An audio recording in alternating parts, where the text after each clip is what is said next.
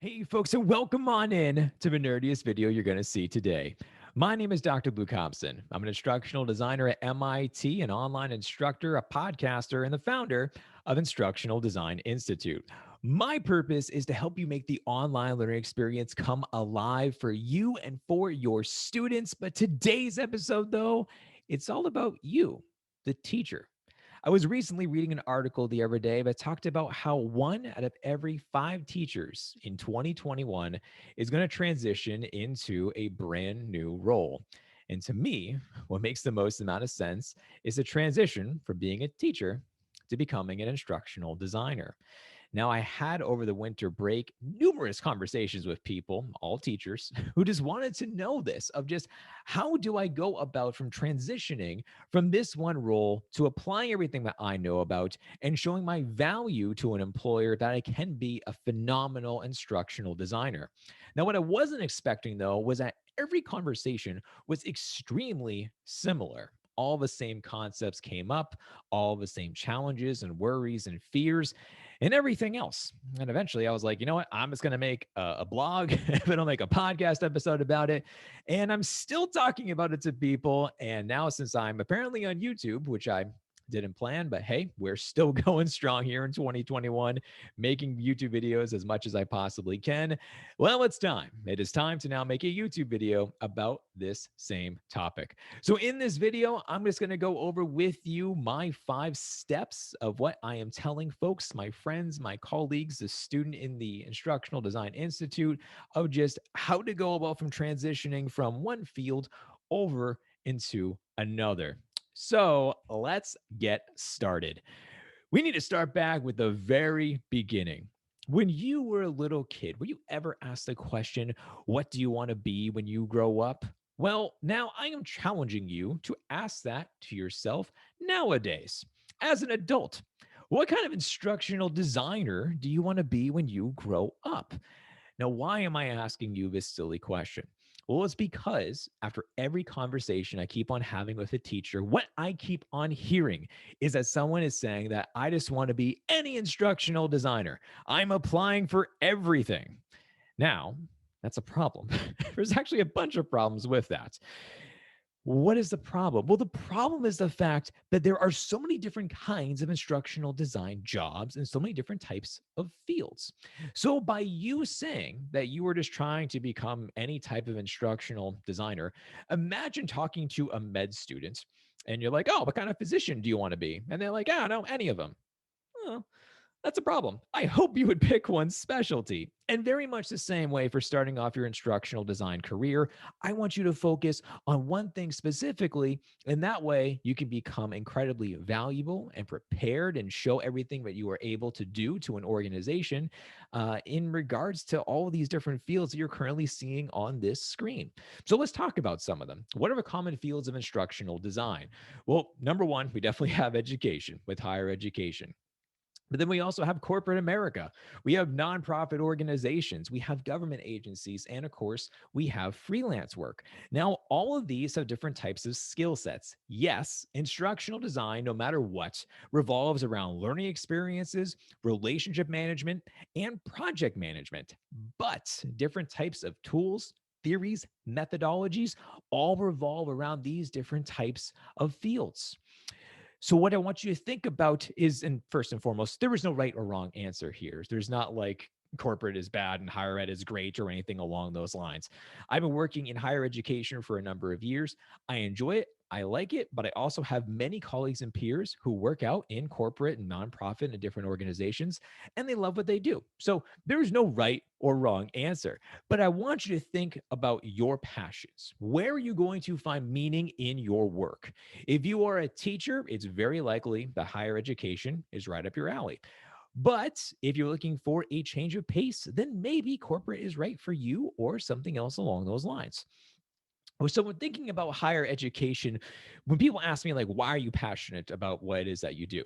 And what I love about my job is that I get to design meaningful learning experiences that I know when students take these, they are actually developing real tangible skills that they're learning about right here in everything that I'm designing and I'm building. And then they're taking this knowledge and then going out into the workforce and using this and securing a job and making a difference in their lives and making a difference in the organization. I love every single thing about that. But if we're going to be taking more of like the corporate perspective, for instance, maybe your passion is changing. Maybe you're thinking more about workforce development and how you can rapidly grow and change something within an organization to be able to do all these new and amazing things. Perhaps you want to be the person who's going to lead that charge, to lead that change. And if that's something that you're more passionate about, then follow that passion. Once again, no right or wrong answers. Find what you love and follow that career path. So now what I want to do is to show you two different types of job postings, one that's higher ed and one that is for a corporate posting. Now, neither of these are active. They're from months ago. I honestly don't know what company or what university they were for. So if you do ask me if they are still active, no, they're definitely not.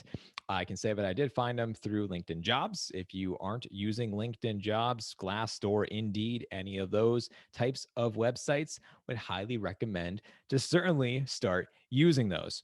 So let's break down first a type of a typical higher ed job posting. It first starts with the education, having a bachelor's or advanced degree. Makes sense. Then it talks about experience working with faculty members, employees, and students. This is a huge part of instructional design because you need to be able to work with subject matter experts and also being able to identify key stakeholders throughout the entire course design process. They then talk about trainings as far as for being able to deliver workshops, which is kind of interesting. Not always to say that you need to deliver workshops, especially in this weird online Zoom world that we're still living in, but more about this type of a teaching idea or philosophy or being able to deliver these different types of trainings. I know that as an instructional designer, I've done it a couple of different times where I had some form of doing a training with a number of faculty members, and we would go over something like how to create rubrics together or other different types of assessment items. So, not it's kind of interesting that's actually called out in the job posting, but it is something to make note about. It then talks about something that I think is awesome is they call out a framework called Universal Design for Learning, or as you may know it as is UDL. This is phenomenal. I absolutely love everything about UDL. So seeing this made me really happy just to know that this is really getting into the learning nerdy side of things. They also then asked you about experience of teaching online. Now, why I think this is significant is because as an instructional designer, you need to constantly think about other different types of perspectives. You have your perspective as the ID, you have the perspective of the SME, you have the perspective as the instructor of who's actually going to be teaching the course you're designing, and then, of course, the perspective of the students. So, having the experience of teaching online, you're going to know, and this is not required by all means of being an instructional designer, but I found it very helpful to know about is that if I am designing a course, I'm thinking about the instructor and everything else that's going into this, where it's just like, is this going to work? Does this fit? Or is this going to be just a humongous chore that I'm making for the instructor? And the students are benefiting from it and it just doesn't make sense. For instance, I have seen some rubrics, as we just talked about that a second ago. I have seen some rubrics that have just gone on for forever that have so many different elements. And from an instructor position, because I didn't design the course, from an instructor position, I was like, the learning management system can't handle this. It's going to lag, it's going to break. And the students, they're like, why am I being graded on 40 things? So, you know, having experience teaching online definitely doesn't hurt. Then it talks about two key things: knowledge of learning theories, and then experience with backwards design, which is a common instruction design model within higher education. And I am definitely going to be talking about both of those things later on. So now let's talk about a kind of a corporate role. Now, I picked this one in particular because it was interesting where I keep on seeing this common theme that if you're looking for a corporate job in instructional design, they're looking for you to have experience within the same type of a field.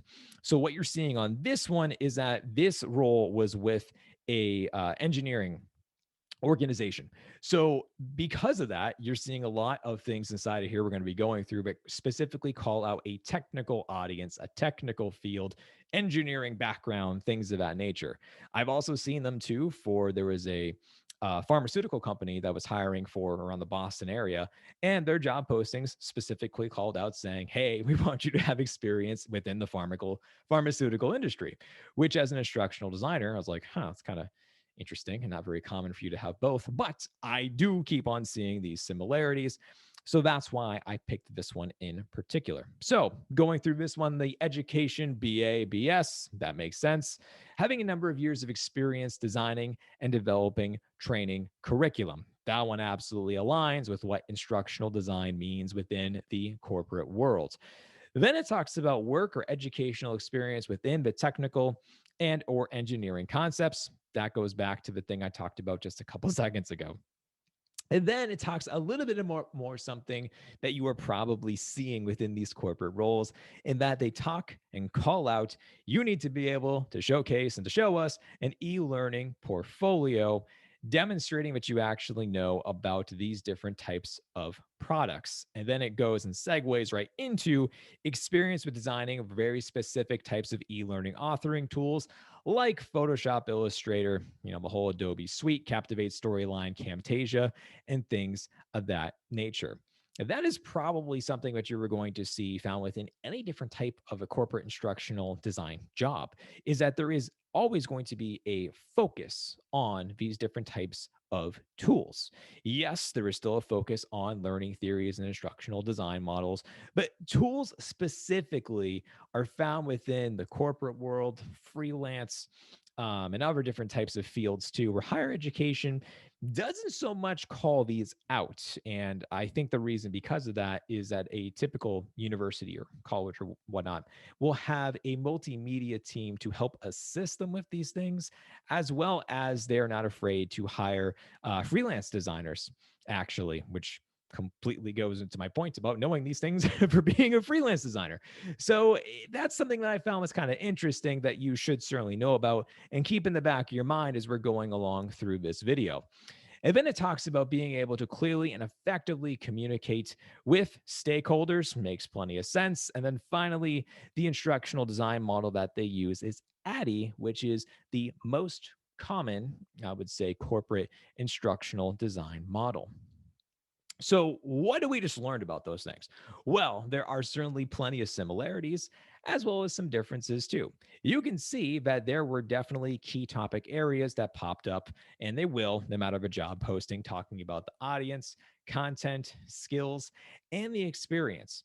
Some things that I was just jotting down though was that the audience was a little bit different, as you would imagine. Working for a university is that you're going to have folks who are faculty members and professors who you're going to be working with. But then the audience of who you're designing the courses for are actually going to be the students. Unlike in a corporate world where that job posting in particular talked about a technical field, well, then you're going to be designing it for technical employees. Kind of makes a lot of sense. So the audience definitely changes depending upon who is this course really for, what skills are they learning about, what is really important to them, and that will change depending upon workforce or depending upon students.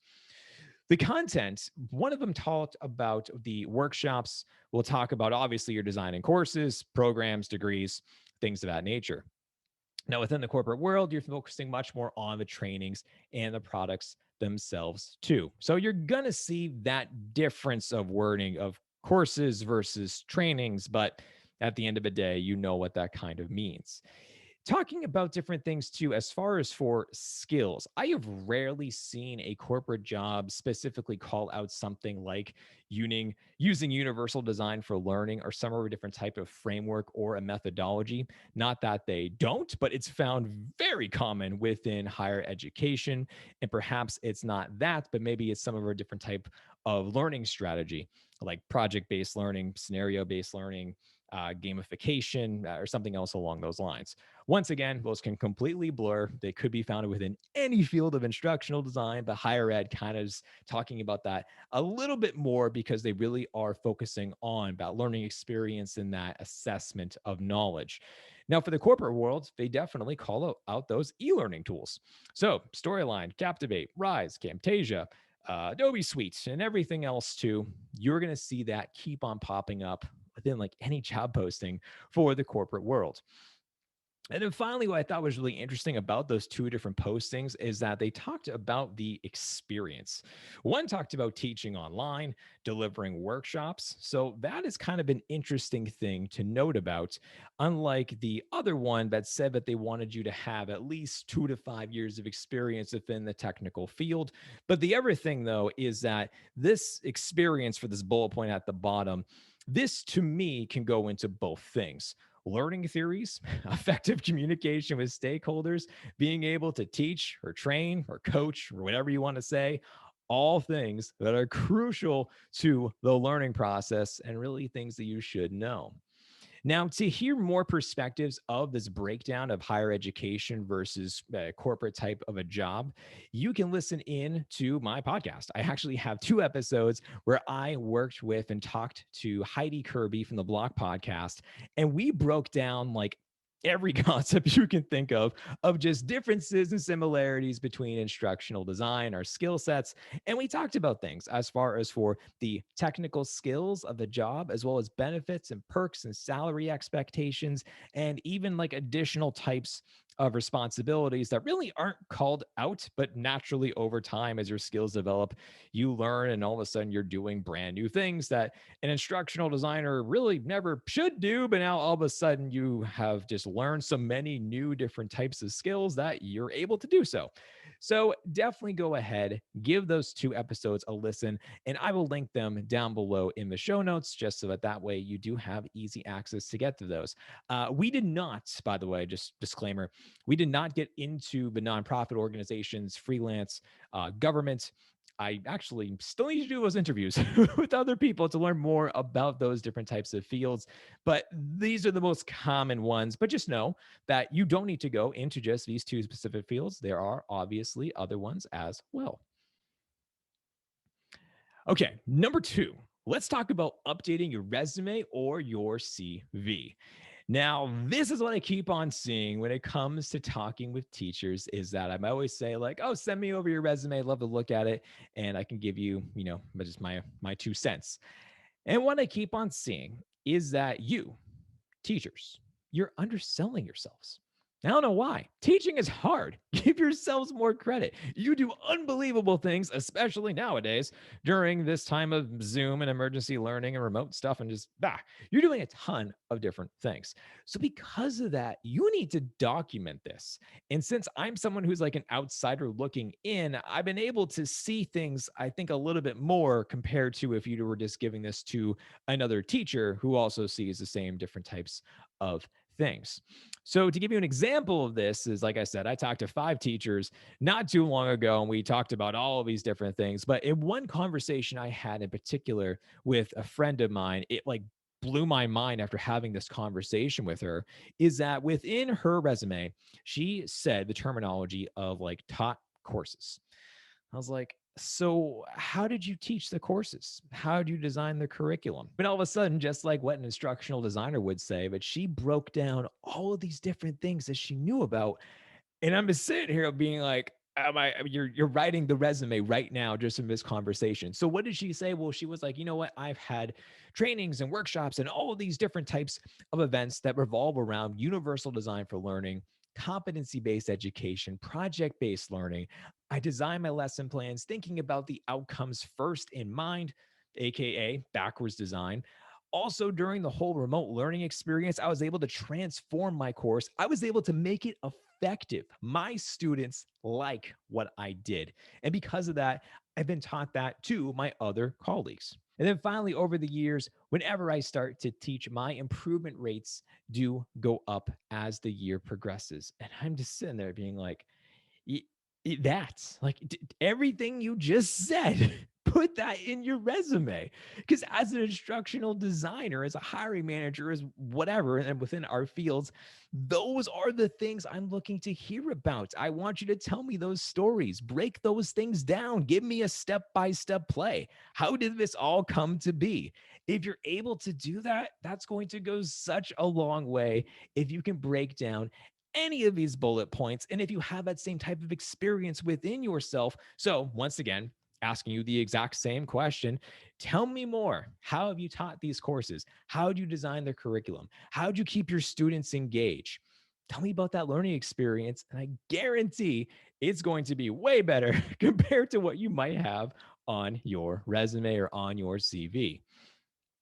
Now, if you want to learn more about not just the resume or a CV, but if you want to learn more about an ID hiring manager's perspective of what they are looking for, I have a podcast episode with my friend from yourinstructionaldesigner.com. Her name is Dr. NICOLE Lugara, and she was a hiring manager for years from different sectors. And her podcast is awesome. It's actually one of the most downloaded episodes I have to date because we just broke down just what is an instructional design hiring manager looking for nowadays, talking about learning, talking about describing the course design process, mentality, talking about putting in stats into the resume, what questions to ask the interviewers, because that's always the weird thing at the end is whenever they say, do you have any questions for us? And you're Googling like best common interview questions. So we talked about all these things. It's awesome. Her blog actually came out first, and then that's when we decided to get together and chat more about it. So I'll put down once again in the description for this video her blog, but also the podcast episode, which I would highly, highly recommend you listen to if you're going through this job application process right now. Now, let's talk about my third tip, which is knowing how we learn. You're a teacher.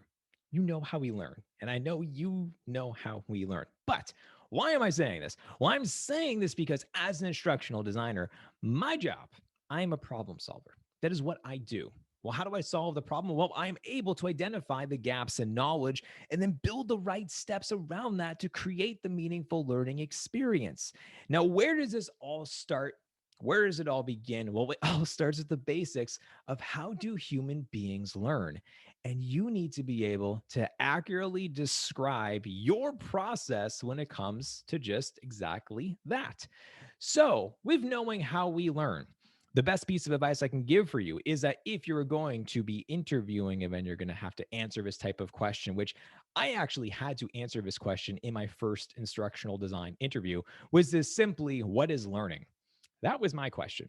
Really hard. I did not prepare years ago of how to actually describe my process of what I think about with learning. So I'm telling you this now is that you need to be able to think about the learning process. What do you relate with? What do you currently use within your own philosophy, within your own courses? How do you think about learning?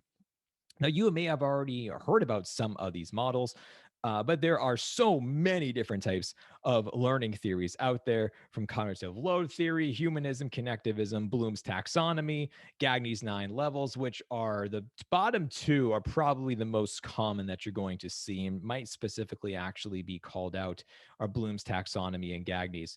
But really, any of these are going to be wonderful. If you were just able to accurately describe how people learn, you're going to be in a great spot. Now, what I want you to think about too is that from all of those different types of learning theories that you just saw on that screen, what you have gone through within your career is that you have mainly focused on pedagogy. But now, most likely, you are going to be working with adults and not young people.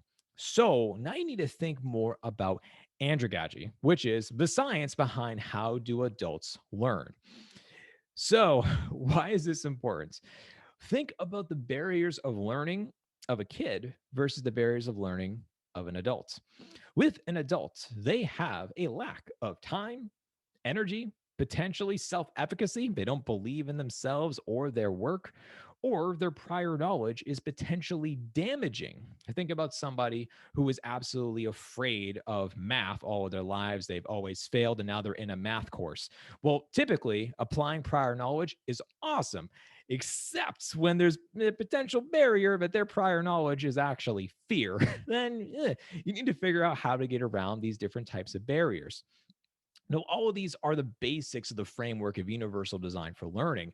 And every single time that I am designing and thinking about a course, I am thinking about these things. I am envisioning like a student profile. What are my students currently going through, and how do I plan around these things, or how do I help assist them and support them throughout the learning experience? Now, don't get me wrong here. Are there similarities between kids and adults and how we learn? Absolutely. But are there differences? Yeah, you bet.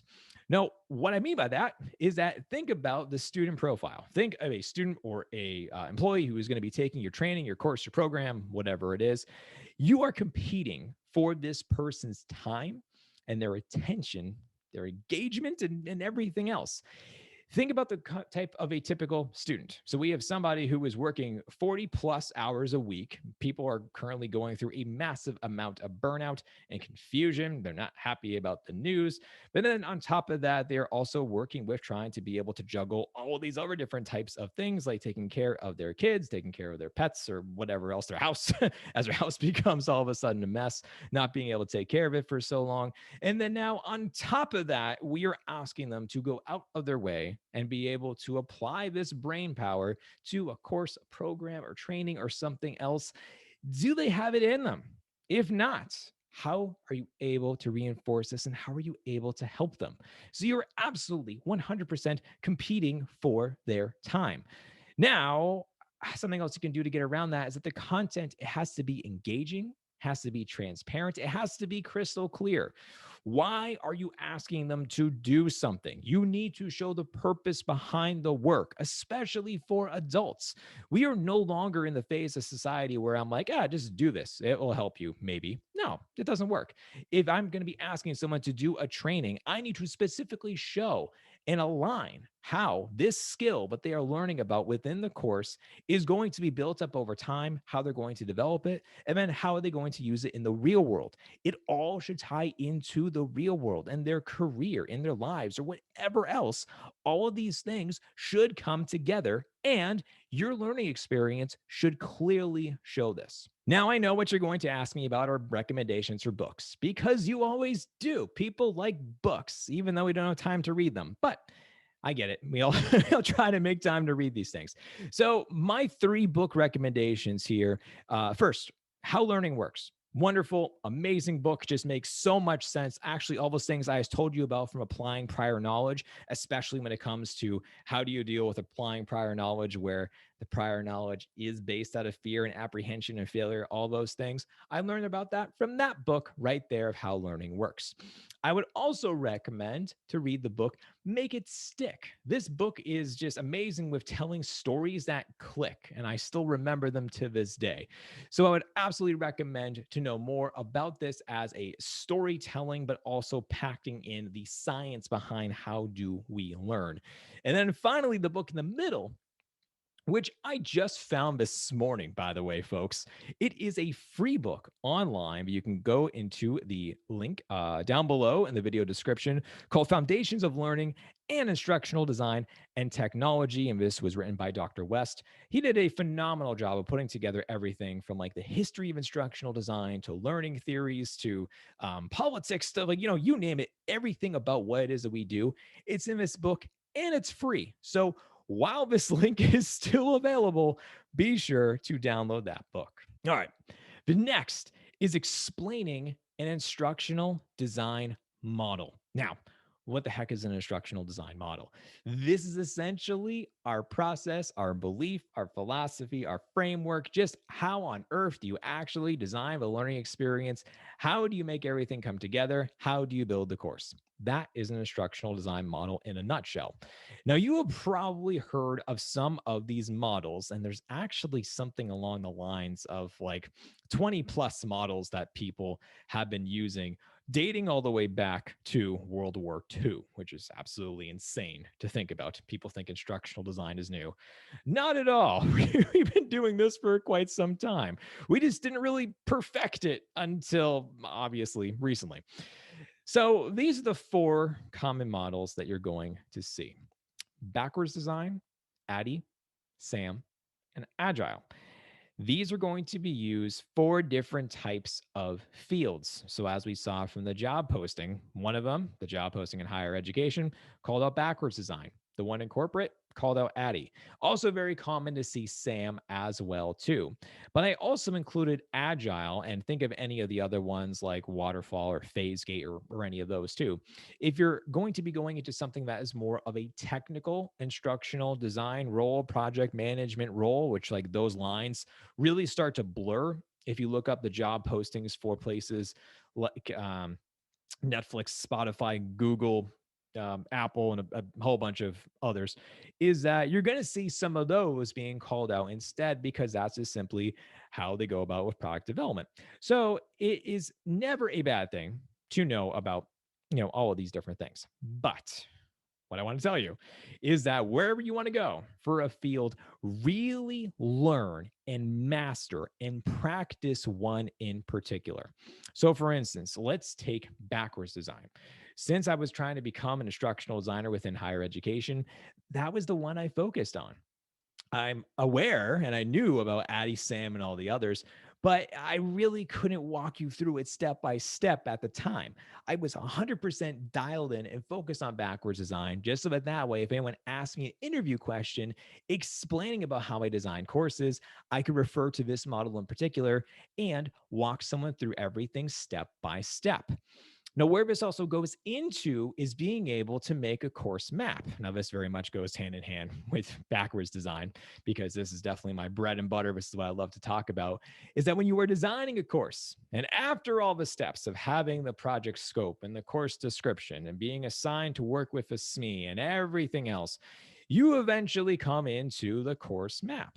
Now, this talks about being able to align everything. I've said that word a couple of times too, because as an instructional designer, everything that we do needs to align, it needs to link. You need to be able to showcase and to demonstrate that everything that the student is going to be going through aligns and links to course outcomes, to competencies, to skills, and things of that nature. Once again, all showing transparency and clarity of the work. So, if we're starting with the boxes here, you're going to have something, and this is something you can practice at home, is that you have the course outcome already there in the first box. Next is going to be your assessment. How are you assessing this knowledge? What methods are you going to be using? From there, it then talks about being able to showcase the learning and the practice activities. What exactly are students going to be doing to be able to practice and to build up these different types of steps of learning? Is it going to be being involved in a discussion board, practice questions, reflections, matching, journals, poll questions? Like, what are they going to actually be doing that is then going to build into the assessment, which is then going to build into the learning outcome? And then finally, because this is where people seem to start first with the design process, where really, since we're doing this backwards here, is coming at the end, is talking about the delivery of the content. Readings from articles, from books, from case studies? Are we going to be listening to audio files or videos or watching webinars or podcasts? Or what exactly are they going to be doing as far as for being able to digest this type of content? When you put that all together, that is actually going to map out a course for you. Now, what you're going to do is that you're going to take this one step further, and you can then actually put this all together. And I use Google Sheets. If you've seen my videos before, you know that I just use Google Sheets. I keep this very simple. I then put it all together because Google Sheets for me are very easy to share with other stakeholders, with SMEs, or whoever else that's working on the project with me. And then I can actually map everything out and show how it all links together. So this is actually done by a student within Instructional Design Institute. Jason, shout out to you if you're watching this video. And he is making a course that's all about recording and being able to have high quality audio for podcasts. Awesome, incredibly relevant. And what he was coming up with was this really cool. I just wanted to show you is that over on the left hand side, we'll start with there. You have the course outcome. The outcome in this one is to apply appropriate steps towards troubleshooting common recording problems. We then go over into the module topic. The topic, for if you don't know what module for that terminology means, essentially means week. So week one, module one, things of that nature. The module topic talks about noises in recording. Then we're going into everything that you just saw within the course map on that last screen, talking about the practice activities, talking about the assessment items, and the content delivery. So it starts off with having students go into a reading, just talking more about the introduction of how to reduce noise in recordings, then goes into a case study, showing a little bit more about the research behind everything of it all. It then goes into two different videos talking about an overview of the recording problems, and then dives into number one, which is the number one overall recording problem, talks about problems within the room with reverb and everything of that nature. Then students in here go into a practice question. So they're finding an example of something that has reverb within it. And then we're asking them, how are you able to actually distinguish that reverb is the issue here and not something else? It then goes into a video with more different types of problems. And these problems are actually microphone problems. Then at the end of the video, there is a poll question because students love polls and being able to vote and being able to see what everyone thought about at the end of it. And the poll at the end of this was that there is going to be a clip of a noise that has a problem with the recording audio. And then students need to pick what thing do they actually just hear. And then there's a discussion about it where they're going to describe what they heard and why they believe that they are right with everything. Now, that is fantastic. It is a clear cut. I can clearly see of what everything that they are doing within the practice questions, the discussions, watching the videos, doing the readings, how this all feeds into the topic for the week, and then ultimately feeds into the course outcome. And that is backwards design. Now, everything that I just said to you, you should be able to say this out loud within an interview and potentially even showcase something like this. Whether it's backwards design, ADDIE, Agile, SAM, Waterfall, whatever it is, be able to talk about these steps all along within the process and how it all comes together at the end to be able to design the product or the course or whatever it is. And now we have reached a conclusion, and I really, really hope I did not do information overload on you. I'm just trying to share with you things that I keep on telling folks about trying to transition into this field. The next one, which is the last one, is working with SMEs. Now, I was having a conversation the other day with someone, and they were actually shocked that they were asked about being able to talk to the SME and to be able to describe what value an instructional designer brings to the table. And she was kind of taken back about it by almost like being offended in a way of like, don't you know what an instructional designer is? But this is really common, folks. The instructional design world, we've been around for a while, but not everyone knows what it is exactly that we do. So let's start with the very beginning of this here. Just like, who are SMEs? SMEs are subject matter experts. These are people who are the knowledgeable one. They are the person who knows about the course content or about the material you're going to be designing and building around. And this could be a professor, a faculty member, instructor, lecturer, whoever it is from the higher education world. It could also be someone, for instance, in the corporate world who has just been working in the field for a number of years, and they are intelligent and on the ball, and they are the person who is, whenever you think about like, who is the person to build this training around, like they're the person. You need to talk to that person. So those are different types of SMEs. You are not the SME. I know that there is like this confusion of instructional designers should know everything about everything, and that is simply not true. For one, that's physically impossible. You can't know about everything. If you know a little bit about the field, if you're going to be designing a leadership course and your background is in leadership, then like great, that's wonderful.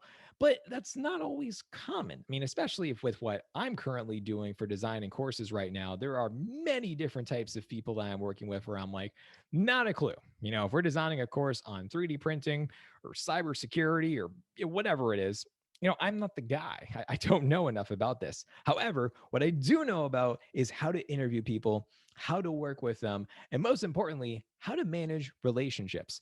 What do I mean by this is that these people, they are not going to be reporting to you. So, how are you able to lead without power? That is definitely a hard task for an instructional designer. You need to know how to influence, how to negotiate, and how to persuade. Really, you need these people skills of working with different types of subject matter experts because people have all different types of personality types. And just how are you able to work with all of them where they may have the best intention in mind. I keep on hearing about how SME is so difficult to work with. I can't believe they're not listening to me or whatever else. It's like, I get it, but as an instructional designer, you need to figure out how to get around that. And one of the things that I have found that's really helped me out over the years is to understand their perspective. Where are they coming from and why are they so resistant to change? Yes, people are stubborn in its behavior and blah, blah, blah. Get it. But is there something else? Because in my experience, there is usually something else behind the reasoning for why they don't want to change. And I've told this story a couple of different times, but I worked with a professor before designing this course in leadership, and I just could not get through to him. We were butting heads, and I was like, well, why are you so resistant to every idea that I am trying to throw at you? And come to find out over a long period of time of us talking together and trying to work through all these things, eventually he told me that he was scared and thinking that online learning was going to replace him because he's been teaching the same content at that same place for longer than I have been alive. And this was just new to him. And seeing that and hearing about that was like, oh, well, then it changes everything. It completely changes the way that I am thinking. It changes the way that I would organize this. It changes the way that I talk about different subjects. It just changed everything of how I design my courses. So think about that is trying to understand other people's perspectives and then know when to be able to try to use a tactic, know when to be gentle, know when you're like, oh, things are really not going well. I need to, hoist up the red flag and tell my supervisor, like, you need to figure out all of these different things. Now, I do not want to go into more details in here because I have an entire video, a 40-minute video of how to work with SMEs. This is everything I know about working with SMEs, and I put it all together for you of all my tips and tricks and strategies of just how to deal with everything.